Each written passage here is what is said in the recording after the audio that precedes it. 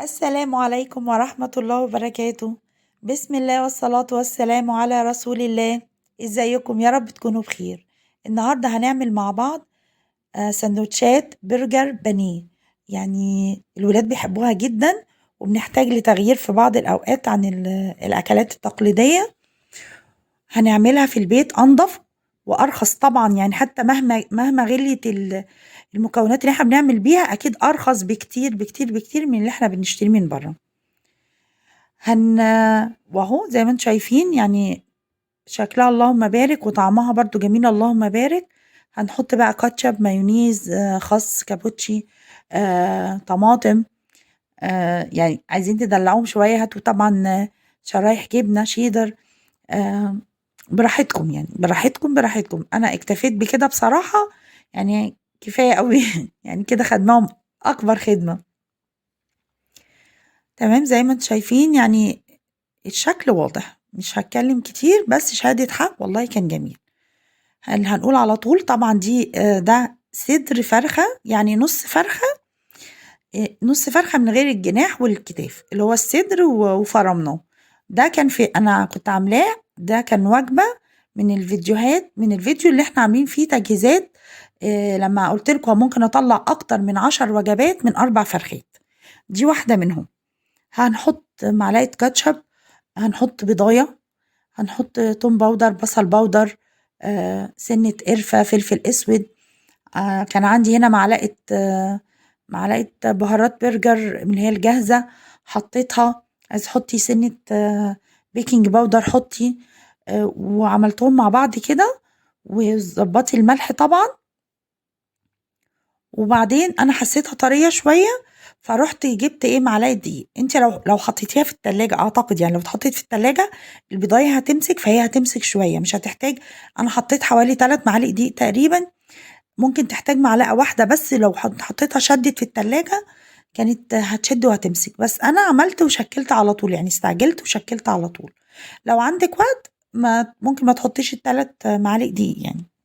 انا لقيتها برضو طريه شويه، رحت جايبه معلقه دقيق تاني. بس انا اعتقد سيبوها في التلاجة شويه كده، مش هتحتاج غير معلقه او معلقتين دقيق.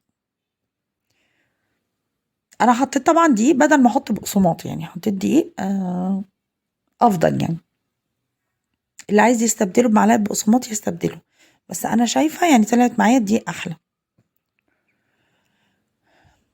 وهيبقى جنبي بقى ايه بوله فيها ميه، ودي بدل انا حطيت بضايه في العجينه، مش هحط بيض تاني.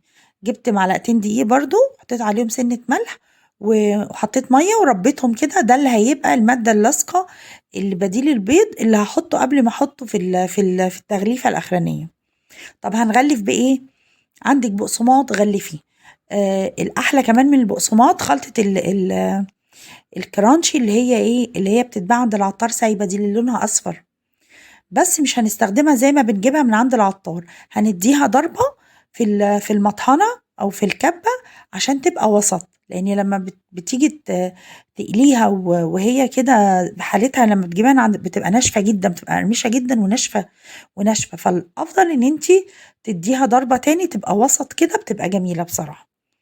اهو انا بقى عملتها زي ايه، كانك بتعملي قرص، يعني عملت قرص كده على ايدي عادي. القرص بقى تخليه سميك، تخليه رقيق، براحتك، دي ليكي حريه. براحتك تخليه كبير تخليه صغير برضو براحتك. انا خليته ايه وسط كده، يعني على قد ايه حجمه مناسب للعيش اللي هحطه فيه، للكايزر اللي هحطه فيه.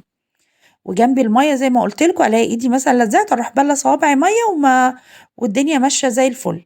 انا بقى شلت الدقيق ليه؟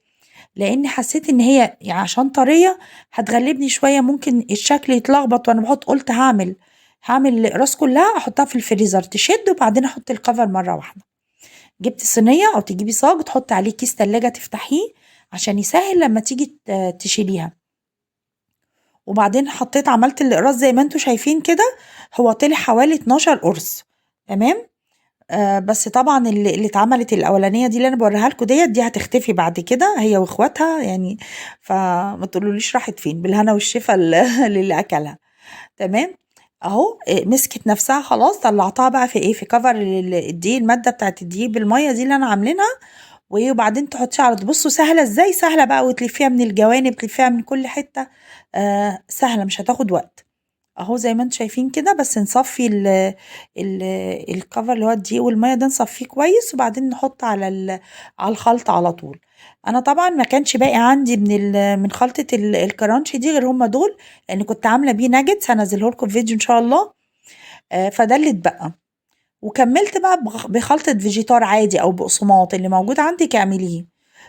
بس دي بصراحة كانت احلى شوية في الشكل، مش هقول في الطعم، الاتنين الطعم حلوين، بس دي احلى، مش هتحس منفوشة شوية كده.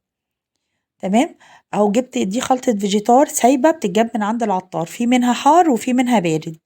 بتبقى اوفر طبعا كتير من الاكياس اللي احنا بنشتريها من السوبر ماركت، دي بتبقى جاهزة، بتشتري نص كيلو ربع كيلو، بس اتأكدي ان العطار اللي بتجيبي منه نضيف، وقبل ما تفتحي الكيس وتستخدميه تشوفي طبعا اذا كان تشميه مش مكمكم ولا اي حاجة، ما فيهوش اي حشرات ولا اي حاجة.